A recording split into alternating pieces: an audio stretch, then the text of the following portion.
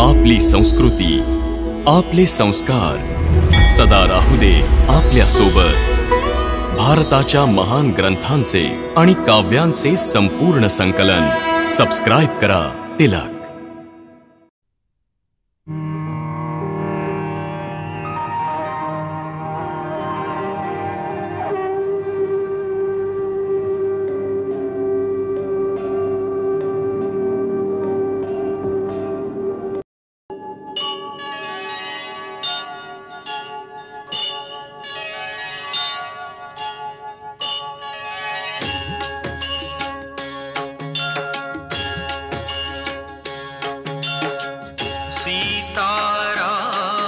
चरित अति पावन, मधुर सरस रस किति मन भावन।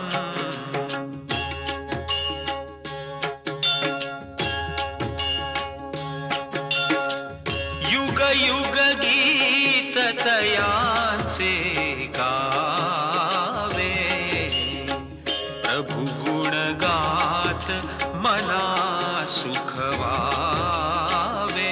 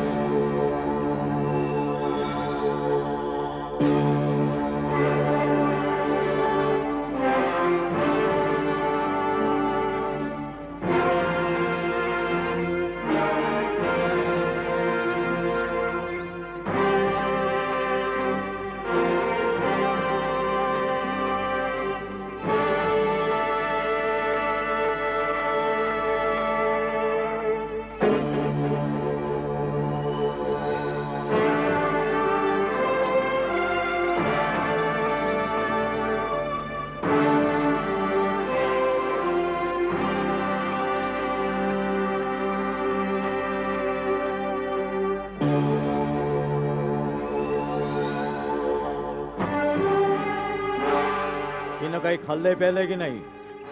नाही महाराज, ती कुठल्याही वस्तूला शिवत नाही, सतत रडत असते आणि म्हणते की अशीच उपाशी राहून ती प्राणत्याग करेल।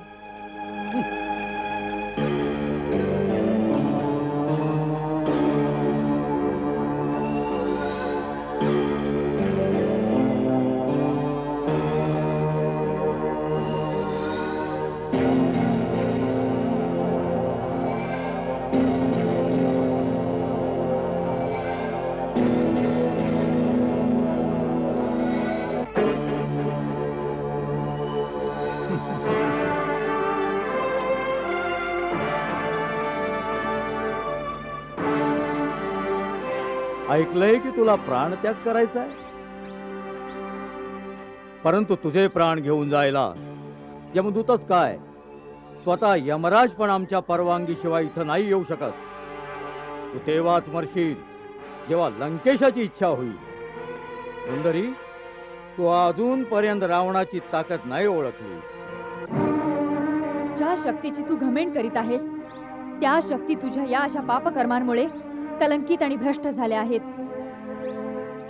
फक्त शक्तीच नाहीत, तर या प्रत्येक शक्तीचं वरदान देणारे ब्रह्मा आणि शिव सुद्धा तुझ्या या पापांमुळे कलंकित झाले आहेत। लक्षात ठेव, जेव्हा जेव्हा शक्ती भ्रष्ट होते आणि तिच्या देवता कलंकित, तेव्हा त्या शक्तीत ताकद राहत नाही। सत्य एकटं असलं तरी सर्व भ्रष्ट शक्तींची अपार सेना त्याच्या पुढे पराजित होत असते। तू आतापर्यंत फक्त देवतांना पराजित केलं असशील ना? एका पवित्र पतिव्रता स्त्री सत्याच्या सामर्थ्याशी तुझा सामना नाही झाला। अहंकारी मूर्खा, तू पाप वृत्तीने एकदा तुझ्या या पापी हातांनी माझ्या शरीराला स्पर्श केलास। हाच तुझा दोष तुझ्या नाशाला पुरेसा आहे। माझ्या शूरवीर आणि धर्मपरायण पतीचे विषारी बाण निश्चितच तुझा समूळ नाश करतील। आपल्याच राज्यातून काढून टाकलेल्या आणि वणवण भटकणाऱ्या त्या वनवासी भिक्षुकाची आशा करणं सोडून दे। एका निष्पाप बालिकेप्रमाणे एका भिकाऱ्याचं स्वप्न पाहू नकोस, जे कधीही सत्य होणार नाही। स्वप्न पाहायचं असेल तर लंकेची सम्राज्ञी बनण्याचं, जे साकार होण्यासाठी फक्त तुझ्या होकाराची गरज आहे। तिन्ही लोकीच्या सुंदर्या आपल्या हृदयात हे स्वप्न बाळगून आहेत. परंतु तू इतकी भाग्यशाली आहेस सीते की स्वतः त्रिलोक विजयी रावण तुझ्या समोर प्रेमाची भीक मागण्यास उभा आहे. जे मस्तक तिन्ही लोकात कधी कुणापुढे नमत नाही ते मस्तक तुझ्या चरणी झुकलं आहे. अगं तुझ्या फक्त हो म्हणण्याने तू या अपार वैभवाची, असंख्य राक्षसी सेनेची, लंकेची देवदुर्ग संपत्ती आणि स्वतः लंकेश्वर रावणाच्या हृदयाची स्वामिनी होशील. वैभव, शक्ती, संपत्तीच्या मोहात पडून जी स्त्री आपला पतिव्रता धर्म विसरेल यासारखं दुसरं पाप असूच शकत नाही. माझ्यासाठी ते माझे वनवासी वीरच तिन्ही लोकातील संपत्तीपेक्षा अधिक मौल्यवान आहेत. त्या महान पुरुषोत्तमाच्या समोर तू मला एक भेकड, तुच्छ पशु वाटतोस, जो चोराप्रमाणे येऊन एका असहाय्य अबलेला कपटाने पळवून आणलास. धिकार असो तुझा, तुझ्या ऐश्वर्याचा, वैभवाचा, तुला जन्म देणाऱ्या मातेचा, तुझ्या पूर्वजांचा, तुझ्या कुळाचा धिक्कार असो. एकदा नाही 1000 वेळा धिक्कार असो. इतकी घमेंड तुझ्या पतिव्रता धर्माची? ही घमेंड मी आत्ताच या क्षणी तोडून टाकतो. तुझ्या सौंदर्याने, आपल्या काम बाणाने आम्हाला घायल केलं होतं, म्हणून एका खऱ्या प्रेमीप्रमाणे मी तुझ्याकडे प्रेमाची भीक मागत होतो. पण तू या आदराच्या लायकीची नाहीस. लंकेमध्ये लंकापतीची इच्छा जर स्वेच्छेने पुरी करत नाही तेव्हा लंकापती स्वतः स्वबळावर ती इच्छा पुरी करून घेऊ शकतो. आज तुला आम्ही लंकापतीची पत्नी होण्याचं सौभाग्य जरूर प्रदान करू. ओठ, चल माझ्या बरोबर. सावधान पापी, या पात्याला ओलांडण्याचा प्रयत्न करू नकोस. वाह, रावणाच्या प्रचंड आवेगाला एका पात्याची भिंत करून थांबवलं जात आहे. गवताच्या एका पात्याला शस्त्र बनवून त्रैलोक्य विजयी रावणाशी युद्ध करशील? सुंदरी, कामदेव फुलांच्या बाणांनी पुरुषांचं हृदय घायल करतो. तू या पात्याच्या बाणानं रावणाचा वध करू इच्छितेस? तू सत्य कथन करत आहेस रावण. हे पात नाही, हे एक धर्मपारायण स्त्रीच्या शील आणि सत्याचा अग्निबाण आहे. या सीतेच्या सतीत्वाची अभेद्य भिंत आहे. एक सती आणि परपुरुषामध्ये एका पात्याची भिंत पण पुरेशी असते. जर मी मन, वचन, कर्माने माझ्या पतीवर अत्यंतिक प्रेम केलं असेल तर हे स्त्री धर्माची मूर्तिमान देवी माता अनुसूया या पात्याला पार करता क्षणी हा पापी जळून खाक होऊ दे. किती सुंदर नाटक आहे सीते. हे लहान मुलांसारखं नाटक सोडून दे आणि स्वतः उठून माझ्या बरोबर चल, नाहीतर तुझ्या केसाला धरून आम्ही तुला खेचत घेऊन जाऊ. चलोड. सावधान रावण, नलकुबेराचा शाप आठव.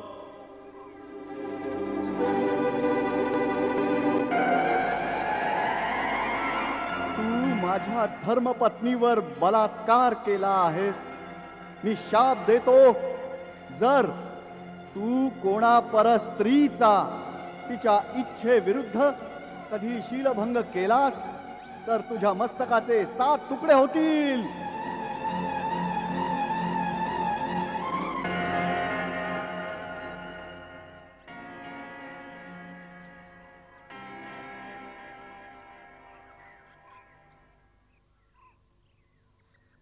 सीते, मी तुझ्यावर इतकं प्रेम करतो की तुझ्यावर हात नाही उगारू शकत. आणि जिला लंकेची सम्राज्ञी बनवायचं आहे तिला असा आपल्या दासदासींसमोर अपमानित नाही करू शकत. आज नाहीतर उद्या तुला माझं म्हणणं ऐकावंच लागेल.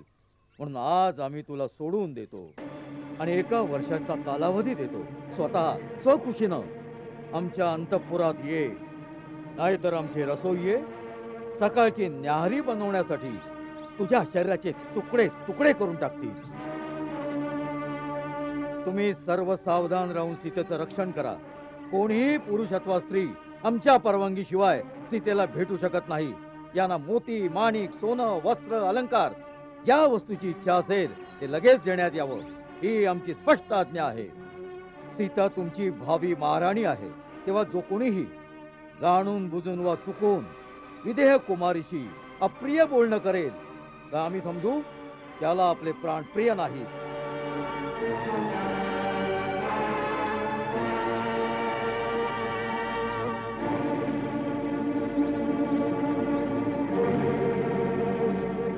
तू हिचा अहंकार तोडण्याचा प्रयत्न करायचास, भय दाखवून वा गोड बोलून, साम दाम दंड भेद कोणत्याही उपायानं हिला वश करण्याचा प्रयत्न करायचा.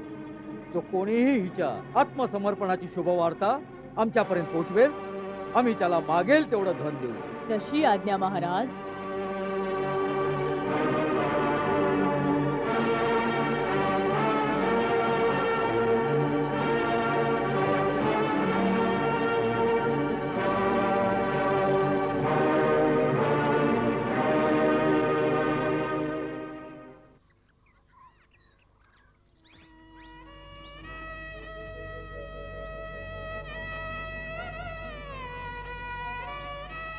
अगं वनवाशिणी, तुझा नवरा काय महाराजाधिराज रावणापेक्षा अधिक सुंदर, सुदृढ आणि श्रीमंत आहे?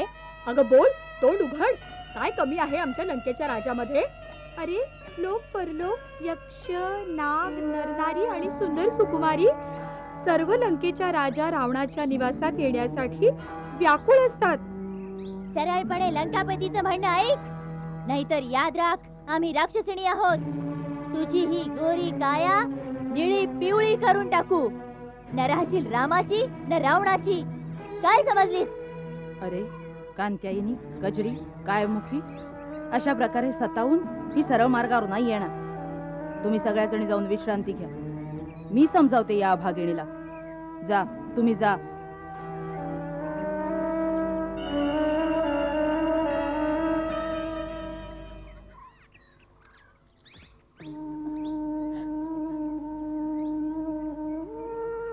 देवी सीता, तू सती शिरोमणी आहेस. तुझी ही पतिभक्ती पाहून मी तुझी भक्त झाले आहे. त्रिजटेला तू आपली मैत्रीण समज, तू आपली सेविका समज. तू तू हे बोलतीयस की तू माझ्याशी कपट करतीयस, की तू राक्षस कुळाची नाहीयेस? आहे तर राक्षस कुळाचीच, पण राक्षस कुळामध्ये काही भावना असतात. स्त्री सुलभ दया व ममता असते. माझ्या विनंतीचा तू स्वीकार कर. थोडं खाऊन घे. मला काही नाही खायचंय. जर खाल्लं नाहीस तर जिवंत कशी राहणार आहेस तू? या अवस्थेत मला जगून तरी काय करायचंय? यापेक्षा तर मृत्यू बरा आहे. बघ, विचार कर. याचा अर्थ असा झाला की तुझा तुझ्या रघुवंशीय पतीच्या प्रेमावर आणि बळावर विश्वास नाहीये. हे तू काय बोलतेस त्रिजटा? त्रिलोकात तेच तर एक आहेत ज्यांच्यावर मीच काय तर संपूर्ण जग विश्वास ठेवतं. जर एवढाच विश्वास आहे तर मृत्यूची इच्छा का बरं करतेस तू? ज्या पापीने तुझ्यावर अत्याचार केला त्याचा अंत आपल्या डोळ्याने नाही पाहायचा? जरा विचार कर. जर श्रीराम पराक्रम करून रावणाला पराजित करतील, ते कोणासाठी, कोणत्या आशेवर? त्यांचा उद्देश एकच असेल ना, की आपल्या प्रियतमा सीतेला परत मिळवणं. त्यांचा हा प्रयत्न पण तू निष्फळ बनवणार आहेस का? काय तू पतिव्रता स्त्री धर्माला अनुसरून बोलत आहेस? स्वतःसाठी नाही तर निदान आपल्या स्वामींसाठी तरी तुला जिवंत राहायला हवं. यासाठी तरी थोडं खाऊन घे. पण मी राजभोग नाही खाऊ शकत. या पापी प्रदेशातील अन्नग्रहण नाही करू शकत. माझे पती फक्त कंदमुळं आणि फळं खातात. हे तर तू स्त्री धर्माला अनुसरून बोललीस. मी तुझ्यासाठी सात्विक कंदमुळांचा आहार घेऊन येईन. कुठून? लंकेमध्ये पण काही सात्विक लोक आहेत, विभीषणासारखे नीतिवान. मी तिथून तसा तपस्वींचा आहार घेऊन येत जाईन मुली. माते. होय मुली, मला मुलबाळ नाहीये.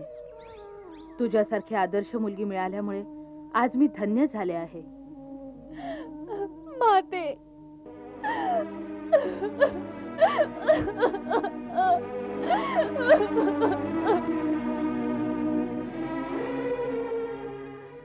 भैरवी, ही नवी वस्त्र अशोक वाटिकेत महाराणी सीतेला देऊन ये. सीतेला आपण तिला नवी वस्त्र देणार?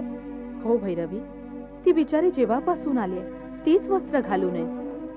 तिची वस्त्र मळलेली असतील. ती एका मोठ्या साम्राज्याची राजराणी आहे. त्यांना त्यांच्या योग्यतेचा सन्मान मिळायलाच पाहिजे. पण महाराणीजी, आपल्याला त्यांच्यावर इतकी दया दाखवायची काय गरज आहे? महाराज ज्याप्रमाणे त्यांच्यावर मोहित झाले आहेत, त्यावरून वाटतं की एक दिवस ती तुमची सवत बनणार आहे. ती माझी सवत बनेल किंवा नाही त्याची मला चिंता नाहीये.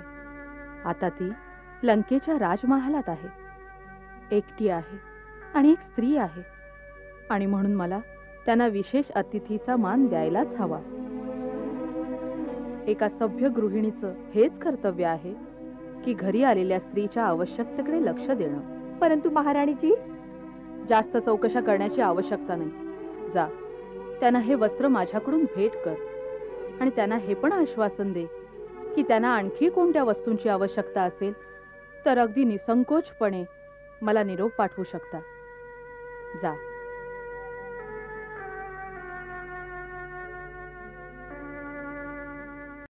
देवी सीते, मी महाराणी मंदोदरीकडून या इथे आपणास हे वस्त्र भेट करायला आले आहे.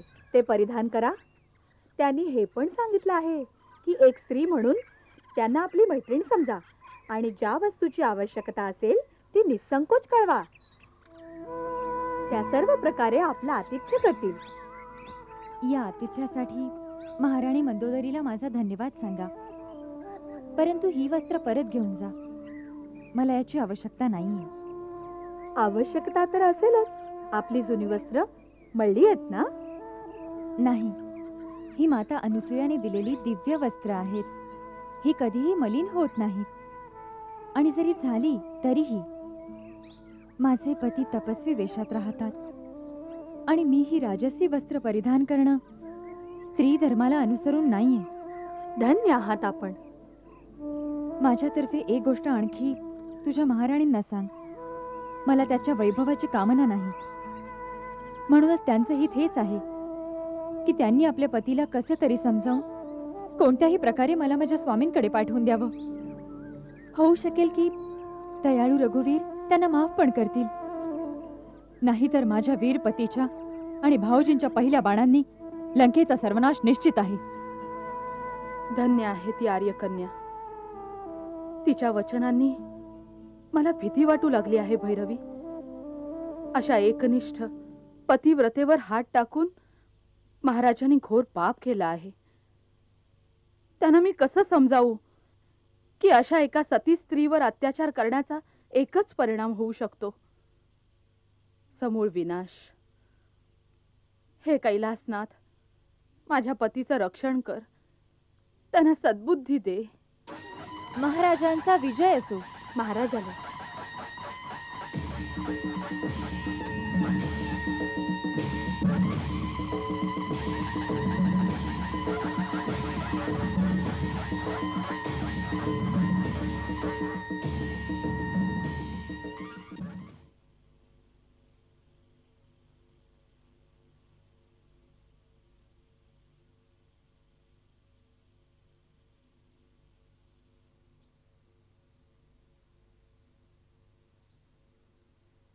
नाथ, जर आपले चित्त प्रसन्न असेल तर आम्ही काही मागू.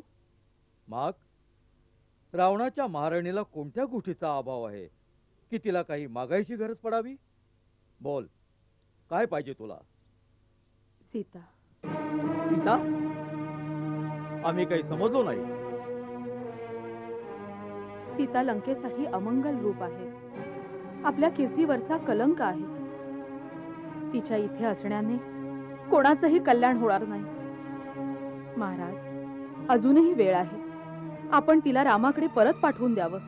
नाहीतर नाहीतर काय होईल? बोलत का नाहीस? देवी, वीर पुरुष ज्या मार्गावर एकदा आपलं पाऊल टाकतात मग ते परत फिरण्याचा नाव नाही घेत. मग समोर मृत्यू जरी आला, वीर त्यालाच म्हणतात जो मृत्यूला पण घाबरत नाही. जर तुला आमच्या यश आणि कीर्तीची खरोखरच चिंता असेल तर आम्हाला असं कोणतंही कार्य करायला लावू नकोस, ज्याचं फळ केवळ अपकीर्ती आणि निंदा आहे. रावणाची पत्नी आणि परमवीर मेघनादाच्या मातेला असा भेकडपणा शोभा देत नाही.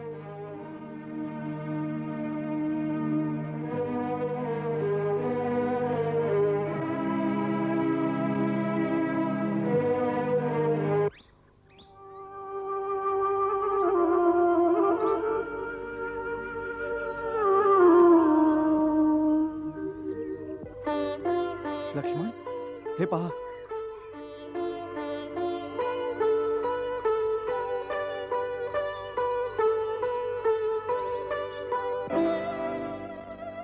लक्ष्मण, हे पहा. या सीतेच्या बांगड्या आहेत. ती अवश्य इथून गेली असणार. आपण योग्य मार्गावर आहोत. मला वाटतं ती त्या पाप्याशी लढा देत गेली असणार. त्यामुळे तिचे अलंकार इथे तिथे पडले आहेत. होय दादा, हाच योग्य मार्ग आहे. चल पुढे जाऊया.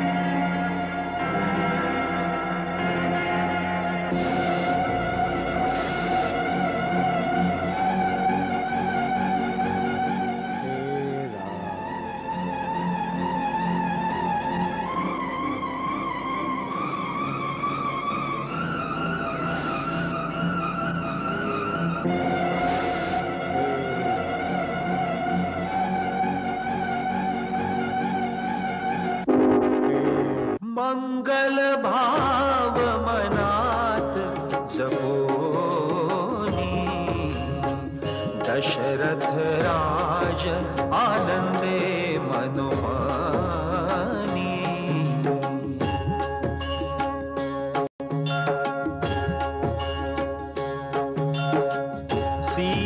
सीताराम चरित अति पावन, मधुर सरस रस किति मन